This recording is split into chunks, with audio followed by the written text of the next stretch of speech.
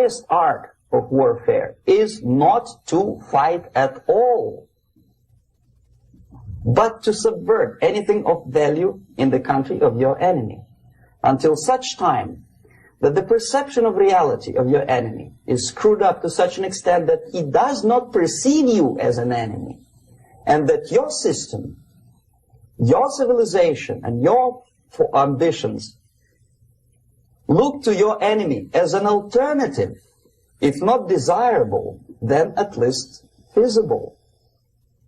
Better red than dead. That's the ultimate purpose, the final stage of subversion, after which you can simply take your enemy without a single shot being fired, if the subversion is successful. This is basically what subversion is. The basics of subversion is being taught to every student of K.g.B school in USSR and to officers of military academies. What subversion is? Basically, it consists of 4 periods, time-wise. The first stage of subversion is the process which is called, basically, demoralization. It says for itself what it is.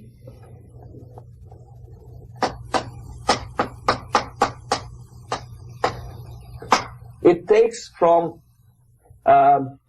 say, 15 to 20 years to demoralize a society. Why 15 or 20 years? This is the time sufficient to educate one generation of students or children. One generation, one lifetime span of a person, a human being, which is dedicated to study, to shaping up the outlook, ideology, personality. No more nor less. Usually it takes from 15 to 20 years.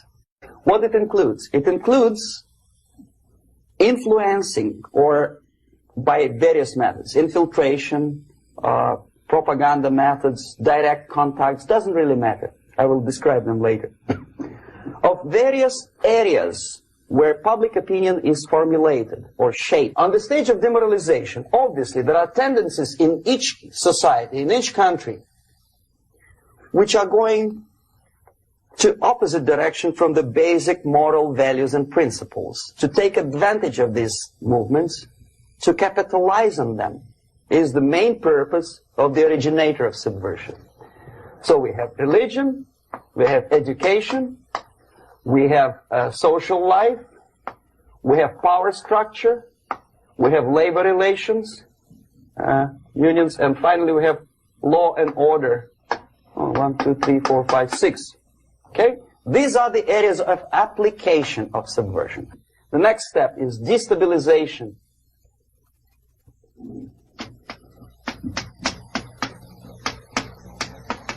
Again, this word says for itself what it is. To destabilize all the relations, all the accepted institutions and organizations in a country of your enemy. How you do it? You don't have to send up a battalion of KGB agents to blow up bridges. No. You let them do it themselves. The area of application is, again, it's narrower now. Not like the previous case. The overt legitimate actions of the KGB in this case would be hardly noticeable. There is no crime if a professor who recently went to USSR introduces a course of Marxism-Leninism in a Californian college, for example. Nobody is going to come to his doorstep and say, okay, mister, come, you are under arrest. No, it's not a crime. It's not even considered a moral crime against your country. The area of application here is narrowing down to economy, again, labor relations, right?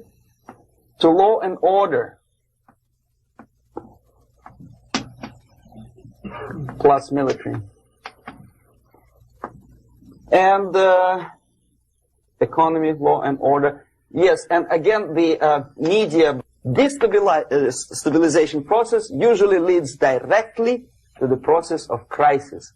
In case of developing nations, that's the area where I was active. The process starts when when the legitimate bodies of power, the social structure collapse, it cannot function anymore.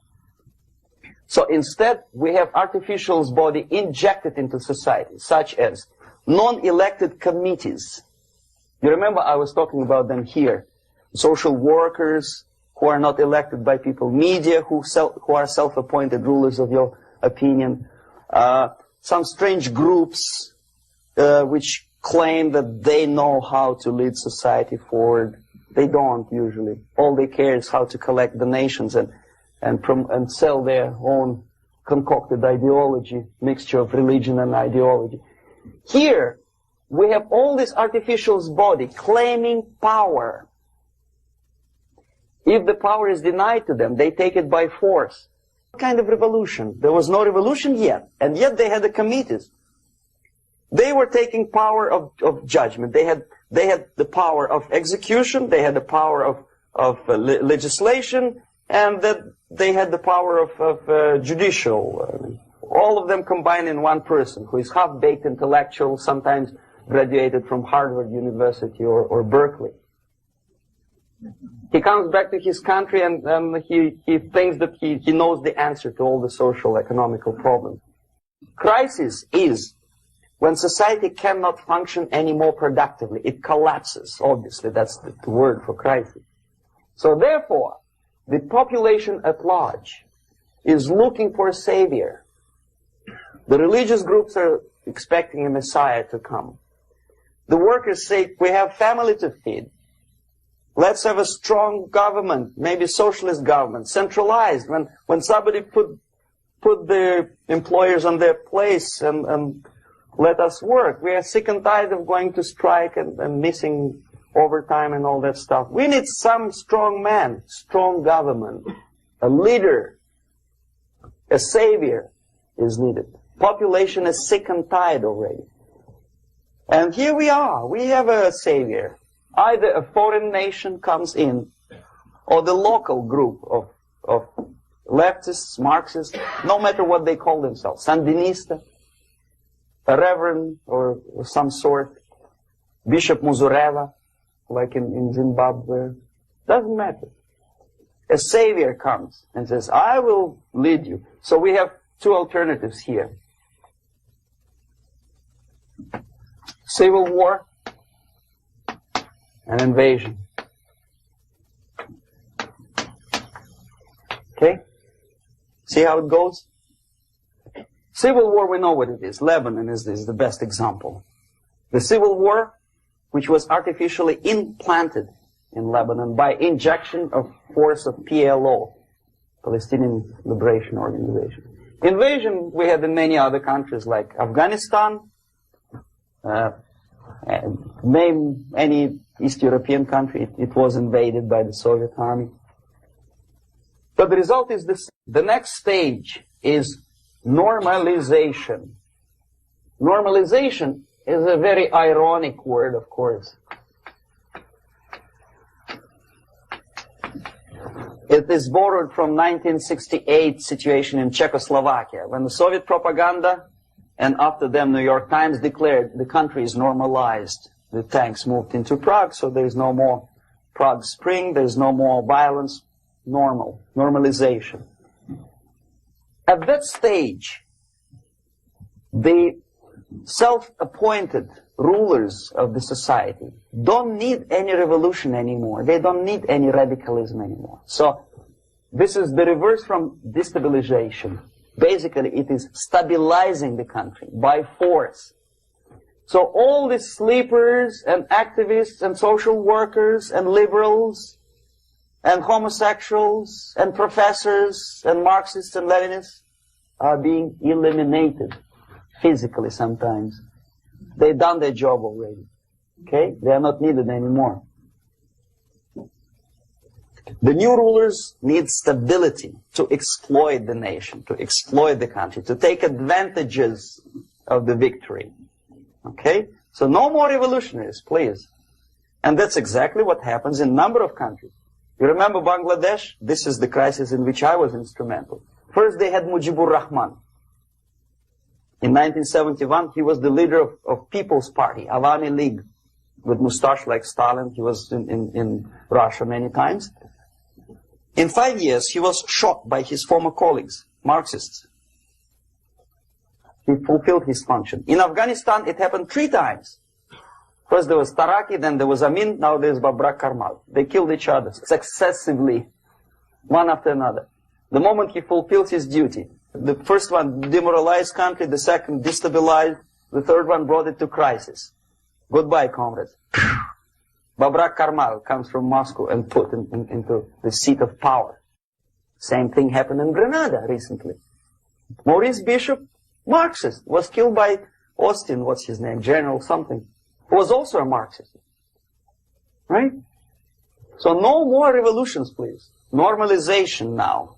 From now on, no more strikes, no more homosexuals, no more women lib, no more kid lib, no more lib, period. Good, solid, democratic, proletarian freedom. That's it. Now, to reverse this process takes enormous effort. When today, United States had to invade Grenada to reverse the process of subversion. Some people say, boy, this is not good, it's not kosher to invade the beautiful country, island of Grenada. Well, why didn't you stop the process here, when Grenada was just approached by leftists? Why not to prevent Maurice Bishop to come in power in the first place? Did Grenadians want him? Very questionable. They didn't know who was Maurice Bishop in the first place. He came to power by coup d'etat himself. Okay? No, we let the situation develop further and further and further until the crisis and normalization very soon. And then the United States decided to invade country, discovering that the country was absolutely a military base for the Soviet Union. Of course it's a drastic measure. Of course it's a pity that Marine Corps had to lose, what, 17 lives. Very bad. Why not to stop the process before it comes to crisis? Oh, no, intellectuals will not let you. It's interference into domestic affairs. They are very careful not to let American administration to interfere in domestic affairs of Latin American countries. They don't mind Soviet Union interfere in these affairs. Okay. So to reverse this process, from here, it takes only and always military force. No other force on earth can reverse this process at this point. At this point, it does not take military invasion of the United States Army. It takes strong action, like in Chile, a CIA covert involvement to prevent the savior from outside to come into power and to stabilize country before it erupts into civil war. Okay? Support the right-wing conservative forces. By money, by crooks or love, doesn't matter. Stabilize the country. Don't let the crisis develop into civil war or invasion. Oh no, your liberals will say it's against the law. The Congress will not appropriate money for covert actions of CIA. Why not? Should we wait till the normalization come and Soviet tanks land in Los Angeles airport? Now, at that point, at the point of destabilization, also the process could be reversed. Again, easily than this. No CIA involvement at this point. You know what it takes here? Restriction of some liberties for small groups which are self-declared enemies of the society. As simple as that.